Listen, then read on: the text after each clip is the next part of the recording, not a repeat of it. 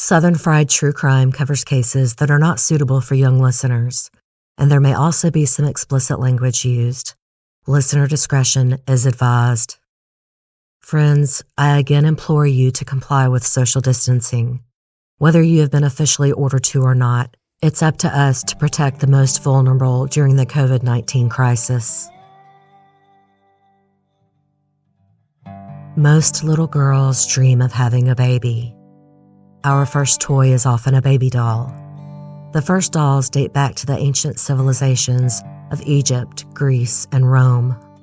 We are conditioned from an early age to want to be mothers, to be nurturers. Not all of us, of course.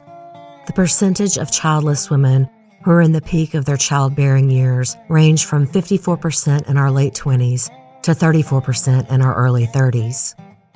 By age 35, if you want to have a child, your doctor will categorize you as a geriatric pregnancy. This is for many reasons, among them infertility and women choosing to have children later in life. We are no longer expected to get married and have a baby as soon as we are adults. Infertility is the most heartbreaking of these statistics. About 10% of women in the U.S. are infertile. In extremely rare cases, some women become so fixated on becoming a mother that they are willing to do the unthinkable. It's not always about the baby either. Sometimes they enjoy the attention of pregnancy and new motherhood. Sometimes they are trying to save a failing relationship, to bind a man to them with a child they can't actually have.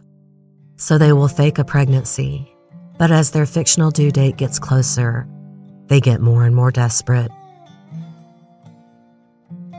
Welcome to episode 90, Fetal Abduction and the Murder of Bobbie Jo Stinnett. Yvonne Wood wrote, "There are no such thing as curses, only people and their decisions." I think the tiny town of Skidmore, Missouri might disagree. It is most famous for the life and death of the town bully, Rex McElroy. An estimated 50 witnesses watched as McElroy was executed in broad daylight after he had terrorized the town for 2 decades.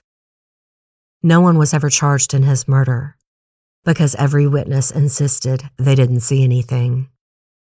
People say that this vigilante justice put a dark cloud over Skidmore, a curse that would come home to root some 20 years after McElroy's murder. In the course of 3 years, there would be 1 disappearance and 2 brutal murders in a town with less than 400 residents. Today, Skidmore has less than 250 residents. Skidmore is located in Nottoway County in northwestern Missouri. You don't typically think of it as a southern state, but technically it can be categorized as Midwestern and Southern. During the Civil War, Missouri was claimed by the Union and Confederacy. There were 2 competing state governments. At the beginning of the war, Missouri's governor, Claiborne Fox Jackson, was a Southern sympathizer who favored secession.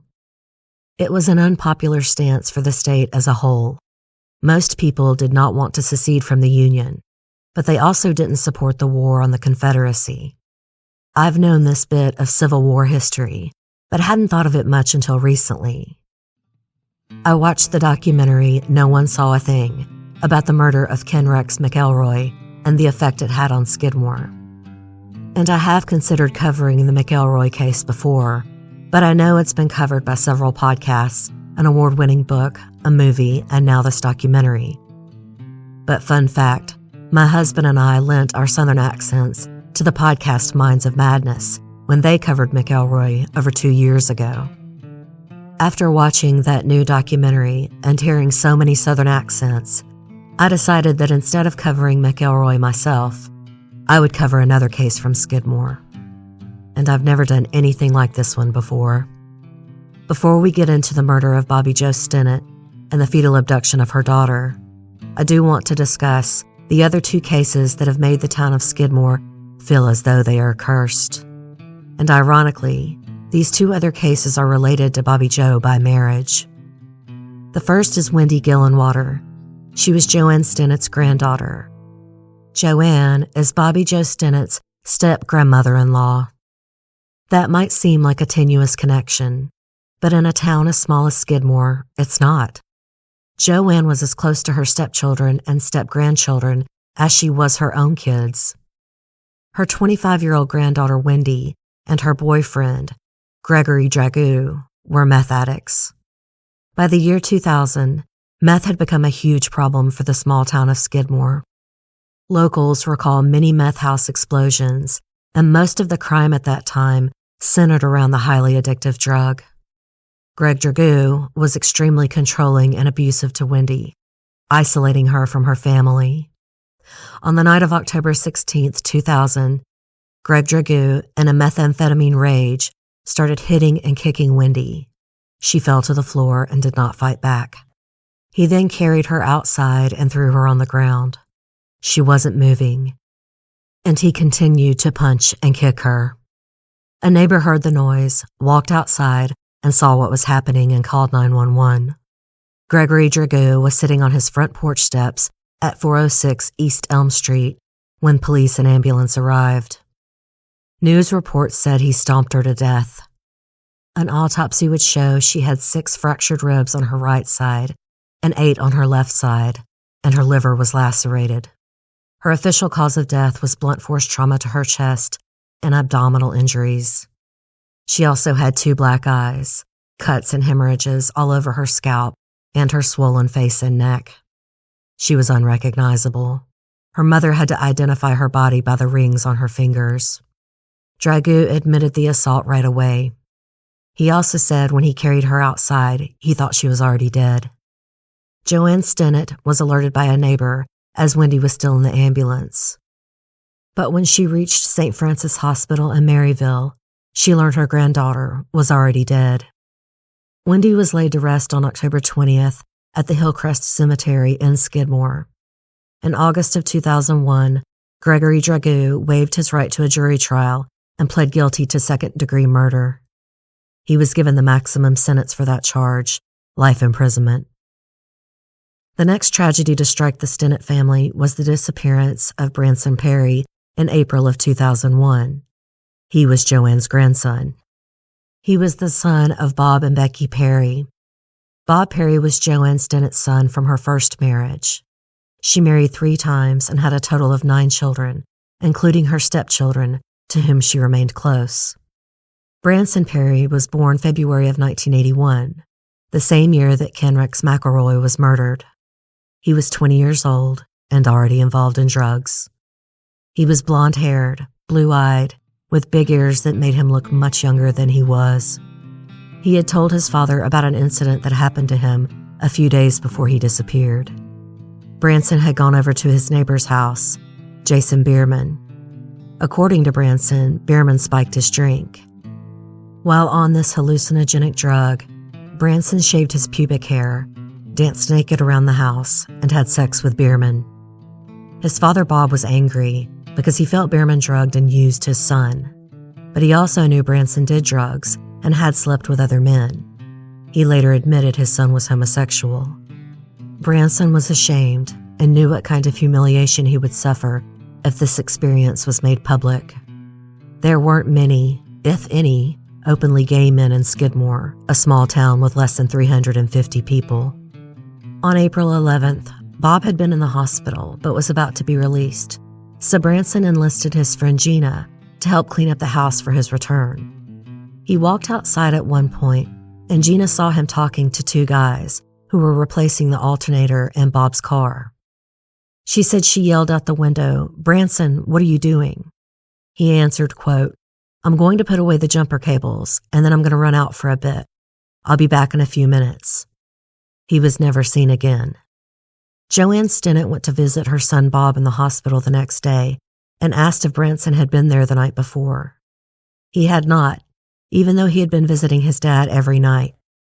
Joanne drove back to Skidmore to the Perry home on Oak Street, just a block south of Elm, where her granddaughter had been murdered. The house was empty. She tried not to be too alarmed, but she called the house repeatedly over the next few days. Bob stayed in the hospital longer than expected. Branson's mom, Becky, hadn't seen him either. She was now divorced from Bob, so they didn't live together, and Branson lived with his dad. On April 16th, Joanne, Becky, and Bob Perry filed a missing persons report. His dad thought Branson was still distressed over the incident with Jason Bierman and wanted to duck out of town. He didn't have a car, so he thought he might have hitchhiked.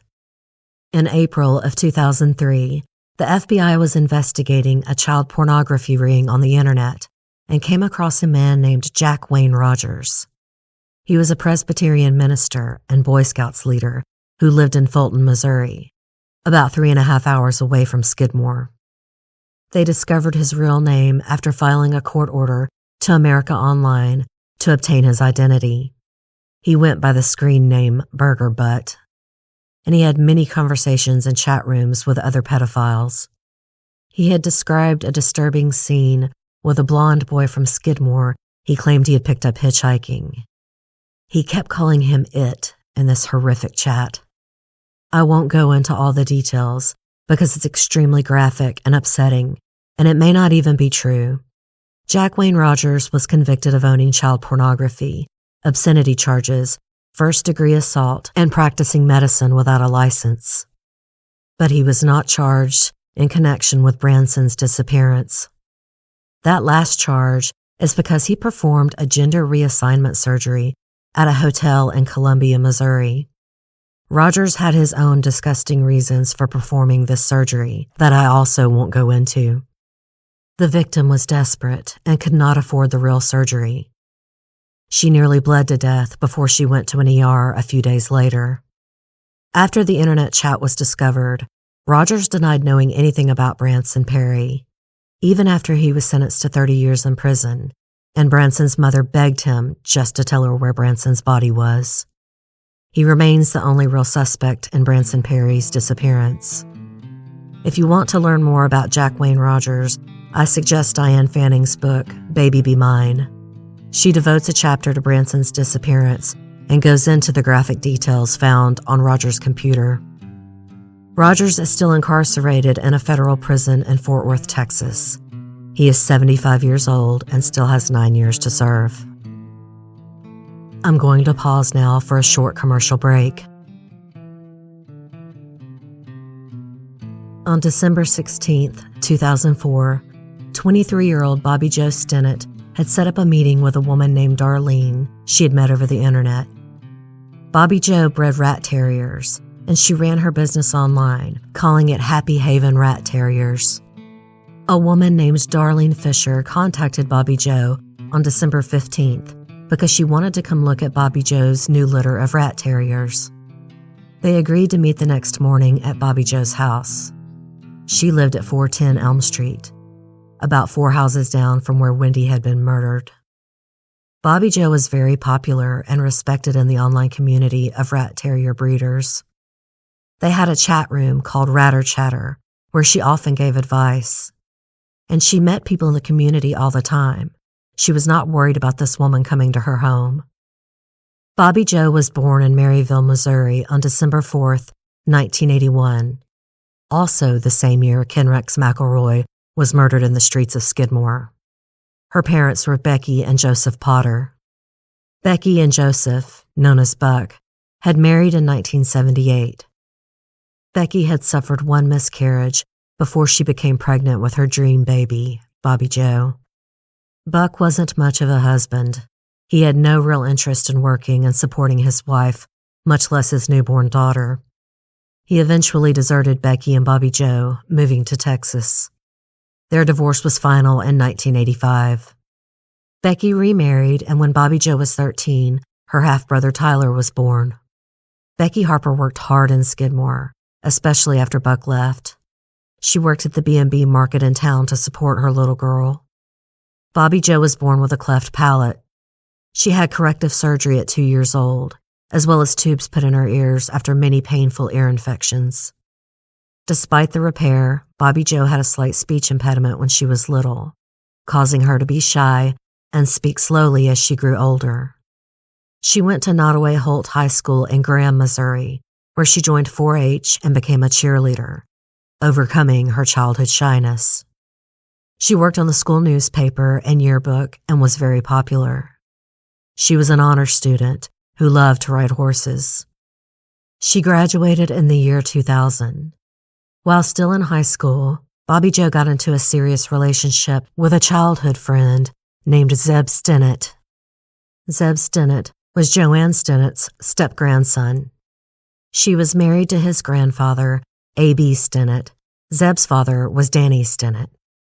Joanne was very close to her step-grandson, and they lived nearby.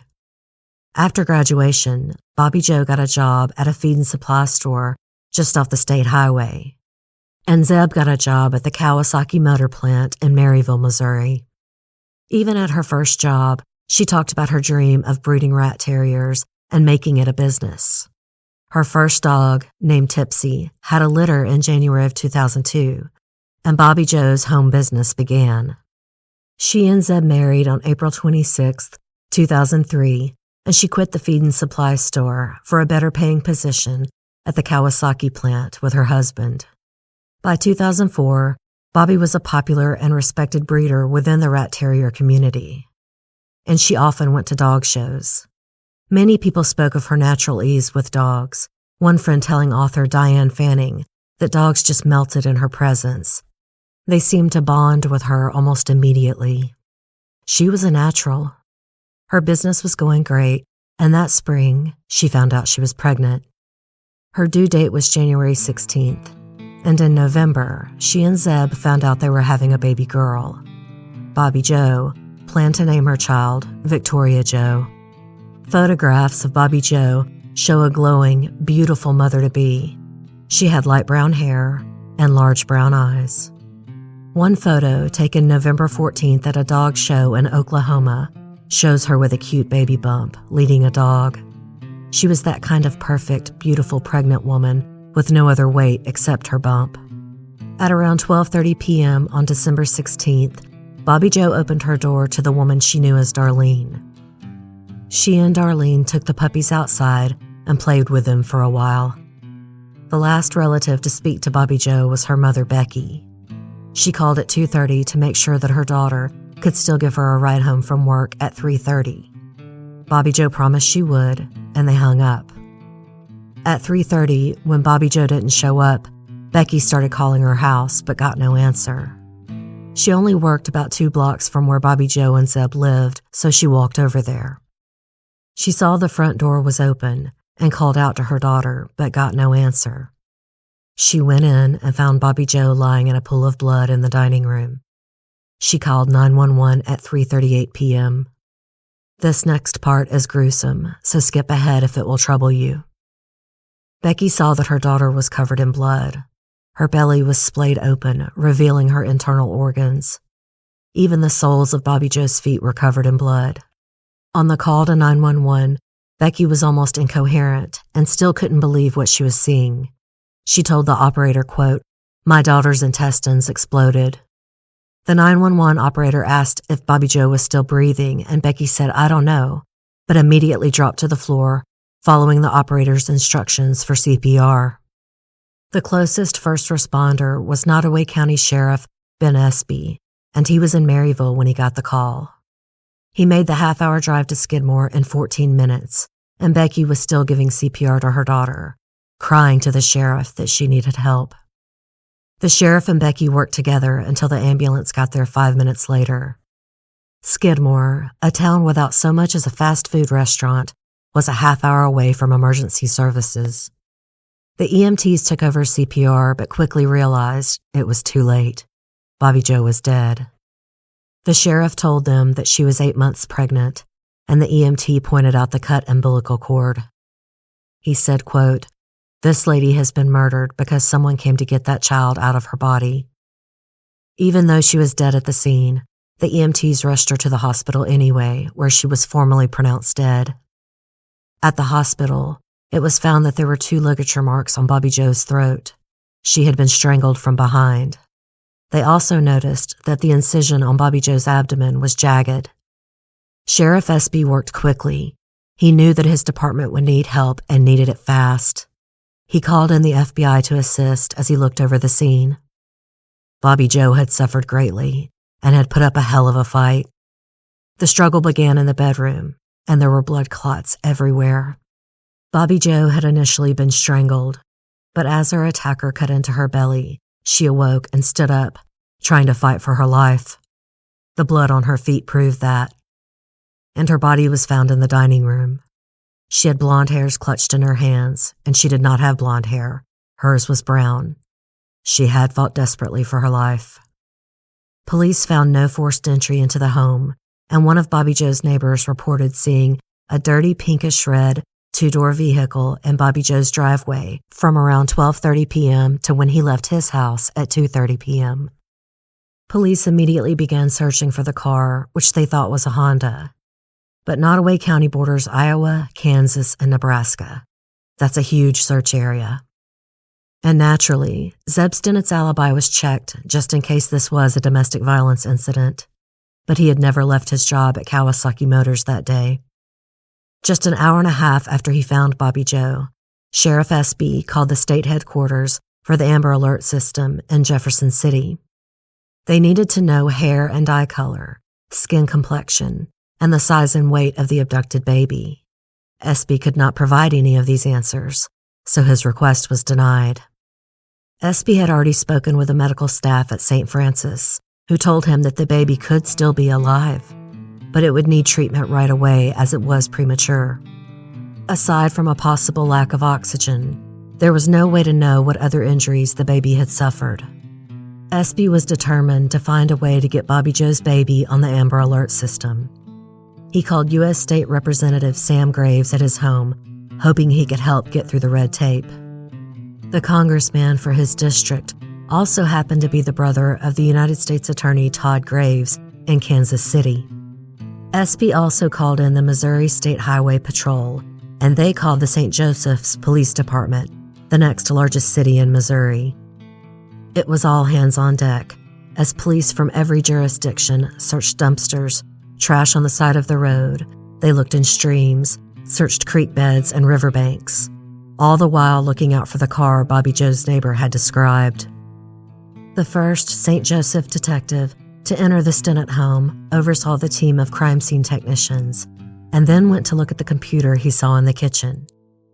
He called in a forensic computer specialist named Curtis Howard right away.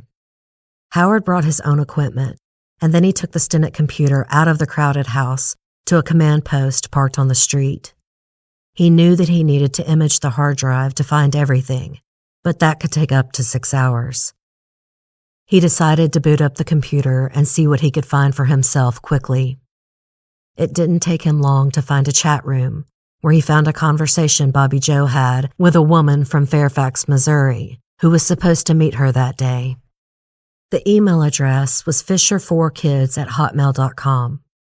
He quickly found that the woman identified herself as Darlene Fisher.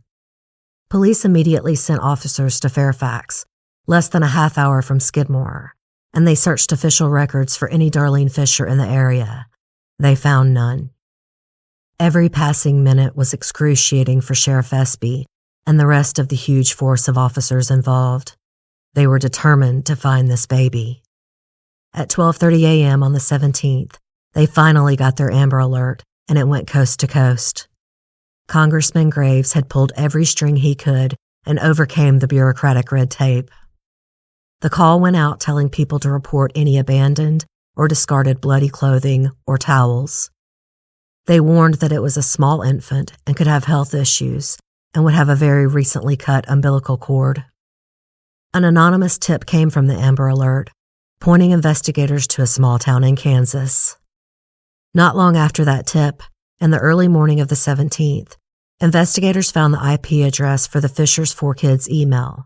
It was accessed via dial-up internet. Investigators obtained the phone number linked to the account and then searched the number and found it was assigned to Kevin Montgomery in Melbourne, Kansas. The anonymous tip had been correct. Sheriff Espy found the best interrogator he knew, a man named Randy Strong with the Maryville Public Safety. He ordered him to drive from Maryville to Melbourne. He told Strong, "Don't stop for anybody. You just go in the house and don't let anyone get in your way." Strong and another officer drove 125 miles an hour. It was normally a 2.5-hour drive. They made it in an hour and 20 minutes. When they got to the Montgomery house, they saw a red car in the driveway that had matched the neighbor's description. Kevin Montgomery answered their knock on the door. Randy Strong pushed his way into the house immediately and saw Lisa Montgomery, Kevin's wife, on the couch with a small infant in her arms. He said, "Is that your new baby?" And she said, "Yes, you want to see it?" And then she handed the baby over to the officer. He noticed fresh cut marks on Lisa's hands right away. Authorities already had all the necessary warrants they needed, so Randy Strong walked right out the door with the baby in his arms. He called Sheriff Espy and said, "I have the baby in my hands." It had been 23 hours since Becky Harper called 911. He handed the baby to a KBI agent who rushed her to the hospital. With the cooperation of every police jurisdiction, a congressman, and a sheriff who was determined to find this baby alive, they succeeded. Baby Stinnett had a small cut on her eyelid and one on her cheek that she could have done with her own small nail. She also had a bruise on the back of her right hand, but she otherwise seemed all right. She was taken to a hospital in Topeka, Kansas for evaluation and DNA testing. Zeb rushed to the hospital, where he was told his daughter was healthy and in good shape. He named her Victoria Jo, as Bobbie Jo had wished, and called her his miracle. She was kept in the hospital for 5 more days for observation. Victoria Jo was released from the hospital 1 day after her mother's funeral. Bobbie Jo Stinnett was buried at the Hillcrest Cemetery in Skidmore. Her funeral had been held at the Price Funeral Home Chapel in Maryville, where the press swarmed the mourners. I'm going to pause here for a word from our sponsors.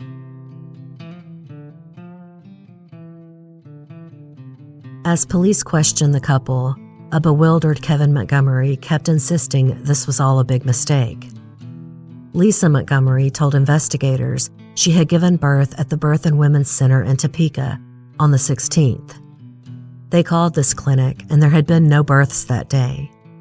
Kevin said he got home from work on the 16th at about 5:15 p.m. and got a call from his wife. She said she had gone into labor, went to the clinic, and had already delivered the baby. She asked her husband to meet her outside of a Long John Silver's restaurant across the street from the birthing clinic. My research assistant Haley pointed out that, first of all, saying she gave birth at that clinic was really smart. It wasn't like a hospital. They had alternative birth methods like water delivery, and you could be released within hours if there were no problems. And Lisa chose the Long John Silver restaurant right across from the clinic. She really did her homework. Investigator Randy Strong had gone back inside after he handed off the baby to the KBI agent to continue the interrogation. He asked Lisa to step outside. Lisa was advised of her Miranda rights, and then Strong confronted her about the birthing clinic.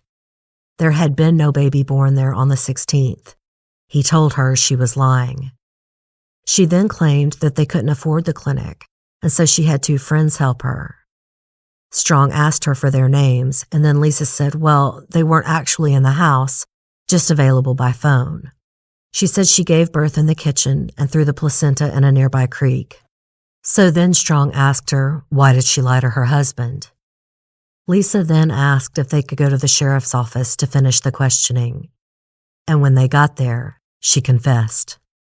Lisa said she knew Bobbie Jo was pregnant because she saw photos on Bobbie Jo's website. Lisa said she strangled Bobbie Jo and then used a kitchen knife to cut her belly open laterally, removed the baby, and cut the umbilical cord. She also confessed that she lied to her husband about giving birth to the girl. Kevin evidently was as clueless as he seemed. He told police he didn't think it was weird that Lisa called him to pick her up in the Long John Silver's parking lot. He said, quote, I knew she didn't like hospitals and doctors. He also admitted that another family member had told him Lisa had her tubes tied, but he didn't know what that meant. Let me back up some and go into Lisa's background.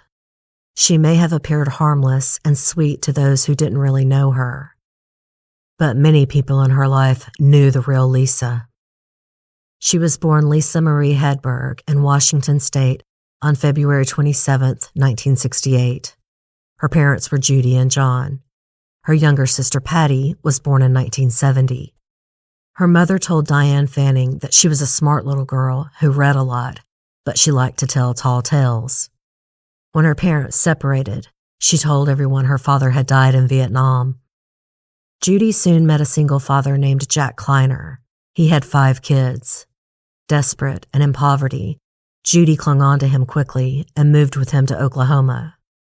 There she had 3 more babies, all boys, Teddy in 1974, Jerry in 1975, and Tommy in 1978. Judy characterized Lisa as a habitual liar who almost seemed to have 2 personalities. Author Diane Fanning spoke with other family members and friends who blamed Judy for Lisa's character. Judy is described as mercurial in temperament and emotionally distant. She didn't provide the love and security her children needed, though ironically, she kept having kids. In February of 1983, Judy claimed that she came home and found Lisa and her stepfather having sex. Lisa was 15 at this time, so this was rape no matter how this woman tried to frame it. Lisa had actually been sexually and physically abused by Jack since she was 12 years old. Judy didn't call the police right away. She claimed Jack had threatened her life if she told about the sexual abuse Lisa suffered, so she stayed quiet. But she did finally call a lawyer for a divorce, though the couple did not divorce until Lisa was 16. Later, Lisa's siblings and step-siblings all testified at trial to the abuse Lisa and they had suffered from Jack Kleiner. He was an alcoholic who beat all of his children, natural or stepkids. The beatings they described were vicious: belts, telephone receivers, and his fists.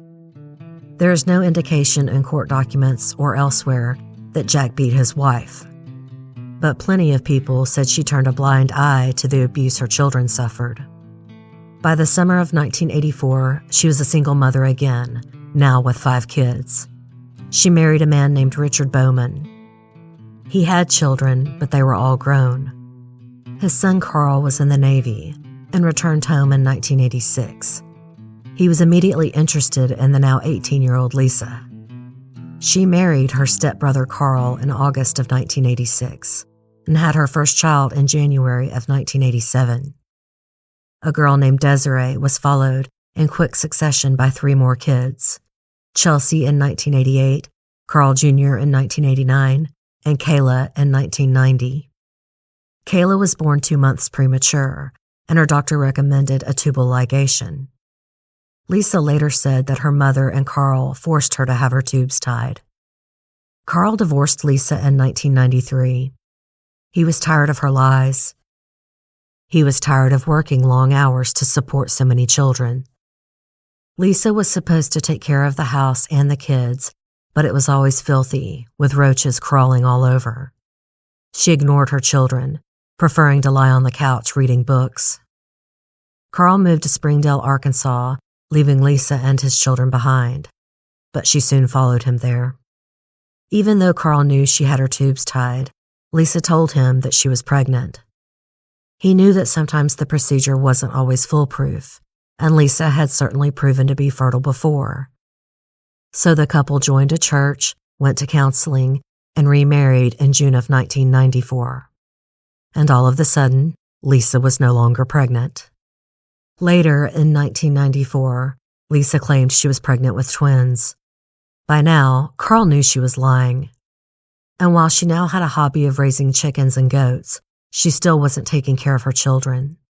Teachers at their school often cleaned them up and brought them clean clothes to wear at school. Finally, in 1998, Carl moved with all 4 kids to Oklahoma. Lisa filed for divorce that June. They got joint custody in the divorce, but the judge granted physical custody to Lisa and visitation to Carl. After their divorce, she took the kids and moved to Kansas to live with her mother, Judy. Judy had yet another new husband, and they lived on a farm outside of the small town of Linden. Lisa met Kevin Montgomery in Topeka, Kansas in 1999. He was from the small town of Melbourne, about a 12-minute drive from Linden. Kevin came from a good family. They were active in the community and their church. Kevin, already a father, was family-oriented. And yet in 1999, when Lisa lied again and said she was pregnant, he gave her money for an abortion. He wasn't ready to marry her yet. He had just gone through a messy divorce from his first wife, and he had 3 sons of his own. Their mother had custody, but the boys visited him on the weekends. But Lisa concocted a sad tale about a baby she had when she was a teenager. She claimed her mother told her it was stillborn, but she later found out that Judy had put it up for adoption. No one has ever been able to verify this lie of Lisa's. Judy outright denied it. But Kevin believed her. He felt sorry for her, and he married her in the year 2000. They moved to a small farmhouse outside of Melbourne with Lisa's 4 kids. It was very overcrowded for a family of 6, and even worse on the weekends when Kevin's 3 sons visited. Lisa again threw herself into farm life, raising chickens and hogs and Angora goats, and it was around this time that Lisa became addicted to the internet. She posted about her kids and the future kids she wanted with Kevin. Her oldest children had started high school, and she wanted more babies. In 2002, Lisa said she was pregnant. She told Kevin she was going to the doctor for prenatal care, but she didn't let him go to the appointments with her. When her due date passed, Lisa told Kevin that the baby died, and she had donated its body to science. She faked many pregnancies during this marriage, always claiming that she had miscarried. Kevin evidently believed her, even though her family members were warning him that she lied and had her tubes tied years before. Kevin seems very naive, but maybe he just simply loved Lisa and wanted to believe her. And she was showing him forged documents from doctors and had pulled a sonogram off of the internet to show him. In 2002, Lisa also began breeding rat terriers. In April of 2004, she actually met Bobbie Jo Stinnett at a dog show. Bobbie Jo often posted photos of herself and her dogs to her website, Happy Haven Rat Terriers. She announced her pregnancy on the website not long after that April dog show. And not long after that, Lisa told Kevin she was pregnant again and due in December. During the fall of 2004, Carl Bowman did file for custody of his children. He knew that Lisa was still lying about pregnancies. He and his new wife sent her many threatening emails telling her they planned to expose her and use it against her in court. Lisa evidently said she would prove them wrong.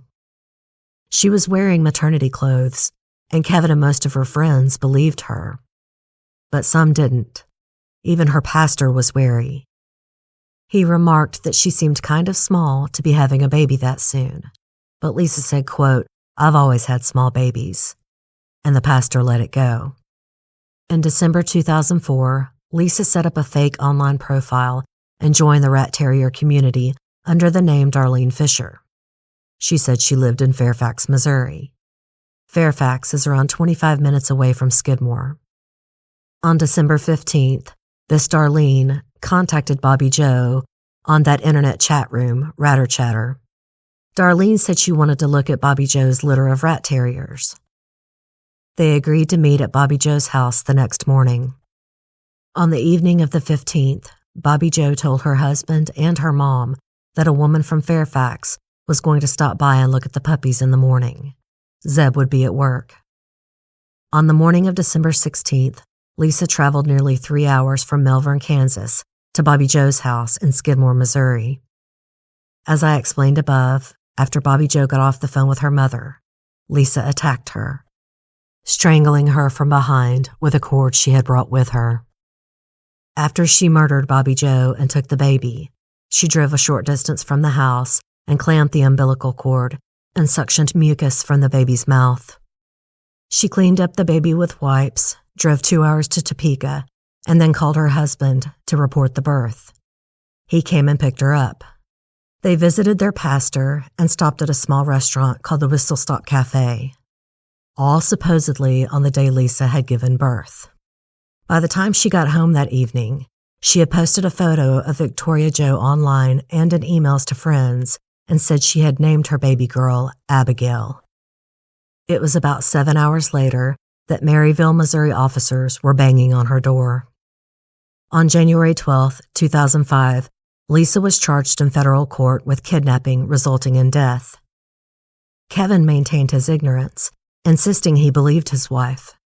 Because she crossed state lines with baby Victoria Jo, it was a federal case. Investigators spoke with Lisa's ex-husband, Carl. Carl said he had been planning to take Lisa to court and present the pregnancy lies as the reason why he should have custody of their children.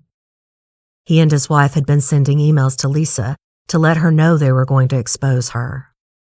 On December 10th, Carl filed for custody of the 2 children that lived with Lisa. The custody hearing was set for January 2005. Carl said that in November of 2004, he noticed that Lisa seemed more confident. She called him on December 15th and said she was going to prove him wrong. Investigators now saw a clear motive. In November 2005, it was announced that Lisa would face the death penalty, and her attorneys planned an insanity defense. Her defense team had her evaluated by 2 different doctors.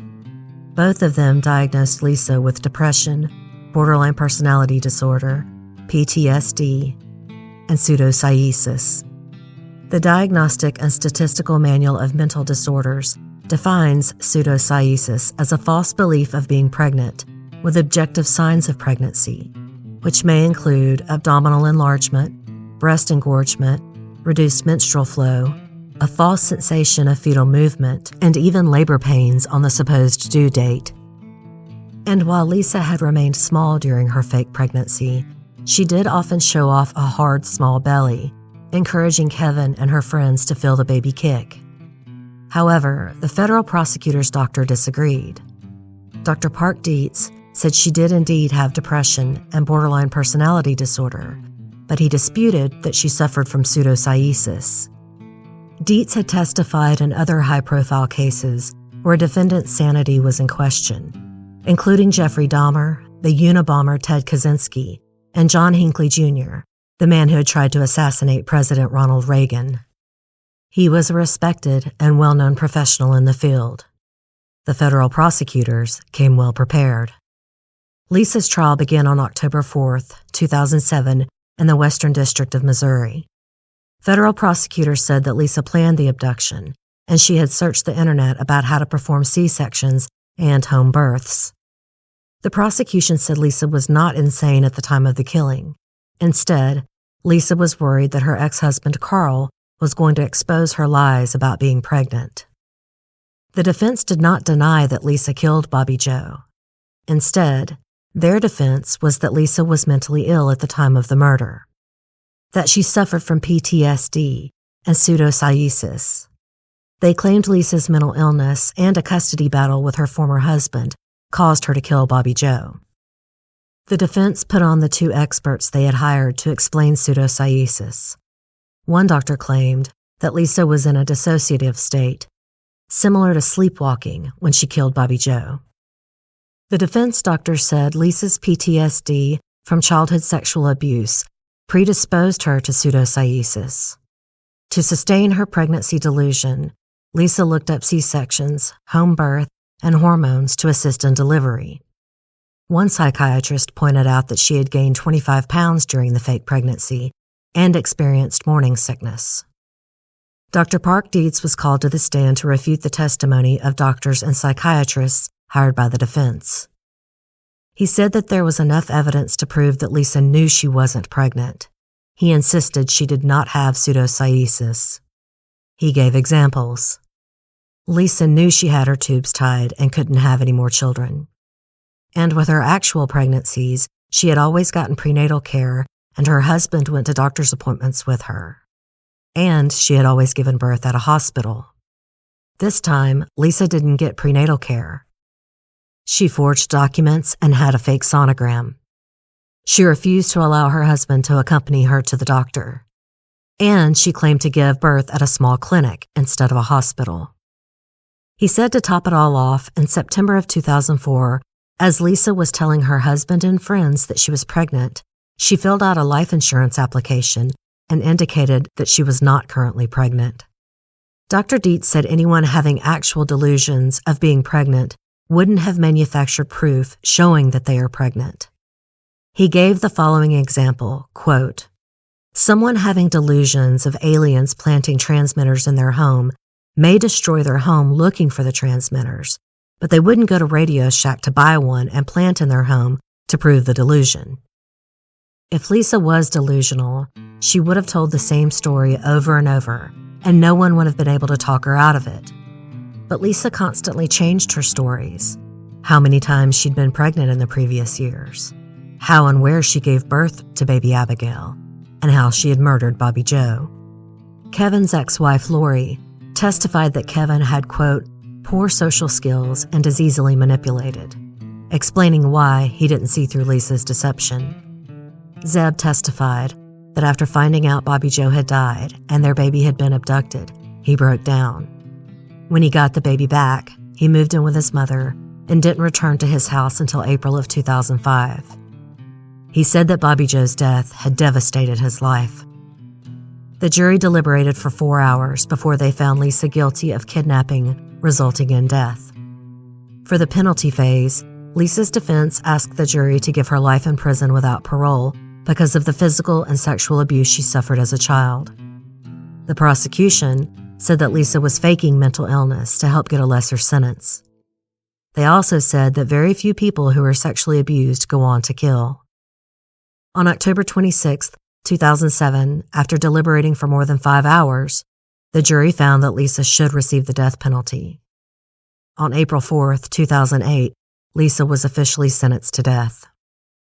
Bobbie Jo's mom, Becky, said, quote, "The case has finally come to a close, but we will never stop missing Bobbie Jo. She was a sweet and loving wife, daughter, sister, and would have been a wonderful mother. Our priority now is Victoria Jo. We want her life to be as normal as possible."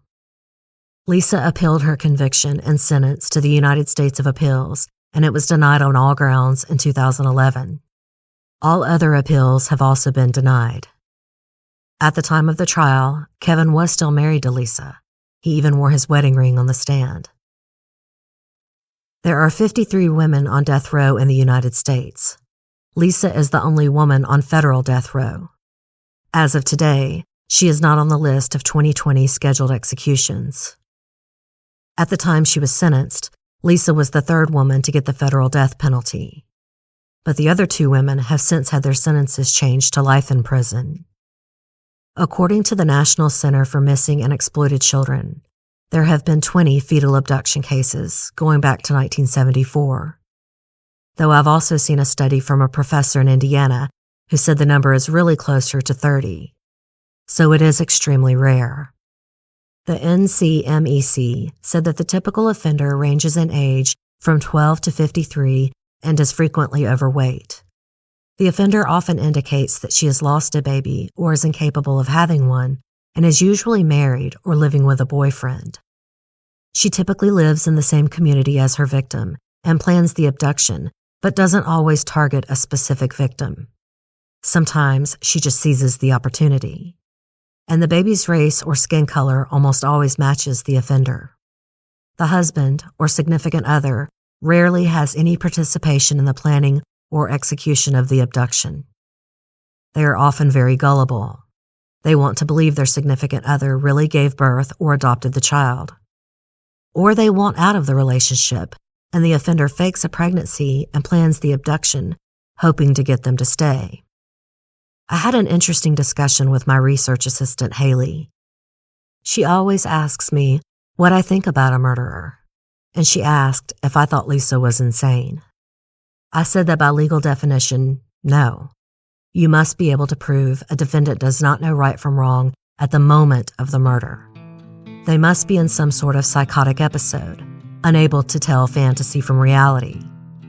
With Lisa's level of deception and careful planning, she definitely does not fit the legal definition. And Lisa went even further than most women do. She stalked a woman from another state for months, much less riskier than someone in her own community. And she had a reasonable story ready for her husband. But I also told Haley that I do believe Lisa is mentally ill. And sadly, in this country, insanity is only black and white. It would take a complete overhaul of our justice system if we wanted to decide on degrees of insanity, the way we do with murder. This is why an insanity defense so often fails.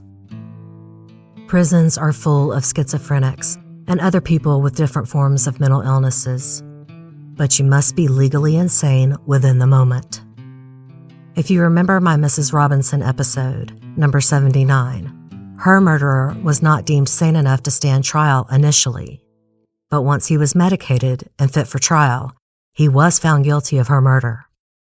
There was also a distinct level of planning in his crime.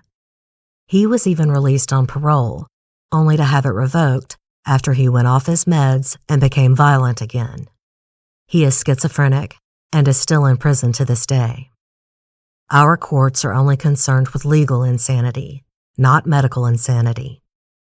Lisa Montgomery was sexually abused and beaten as a child and teenager. She was neglected by her mother, and yet later in life, it's like she was emulating her mother, having so many children, one after the other. If you think about it, her mother Judy had 5 children, and Lisa had 4. She may have even felt competitive. Her mother helped her husband force Lisa to have a tubal ligation. Lisa hadn't wanted the operation. She wanted more babies. Her mother, by example, had baby after baby without really caring for them. Lisa was the same way with her own children. She seemed to have this set notion of this is what women do. And Lisa was obsessed with being pregnant.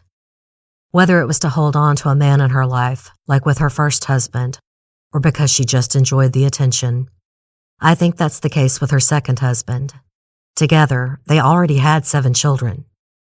She liked the attention pregnancy and new babies brought her. And I bet she looked at the photos of Bobbie Jo online with jealousy.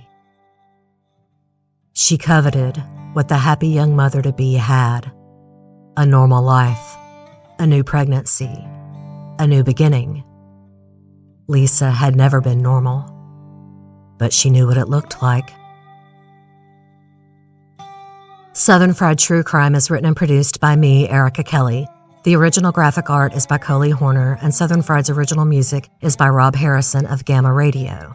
Thank you to Haley Gray for her diligent research assistance in this case, and to author Diane Fanning for her book, Baby Be Mine, which provided insight into the other deaths in Skidmore, as well as the investigation of Bobbie Jo's murder and Victoria Jo's abduction. I also highly recommend the documentary No One Saw a Thing About Skidmore. It's playing on AMC's Sundance Now. Please remember to practice social distancing, wash your hands, and think of your friends, family, and neighbors. We all need to do our part to protect the most vulnerable in our society. I hope you are all taking care of yourselves and your families during this scary time. And if you're able to, donate to those less fortunate. Check with your local charities, or even just check on elderly neighbors. I've got a link to the World Health Organization in today's show notes as well. If you enjoyed today's show, don't forget to subscribe and please tell a friend or rate and review on iTunes. I'm also on most large platforms like Stitcher and Spotify, as well as Stitcher Premium, where you can listen ad-free.